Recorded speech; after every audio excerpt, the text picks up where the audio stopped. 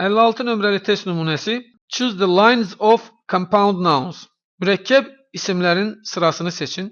Burada abituriyentlərimiz sadə, düzəltmə və mürəkkəb isimləri fərqləndirməlidirlər və sadə isimlərin bir kökdən, düzəltmə isimlərin kök və şəkilçidən, mürəkkəb isimlərin isə 2 və daha artıq kökdən ibarət olduğunu bilməlidirlər.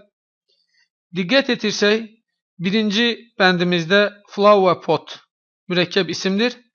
Flower və pot sözlərinin birləşməsindən əmələ gəlib. Amma climate ismi sadədir.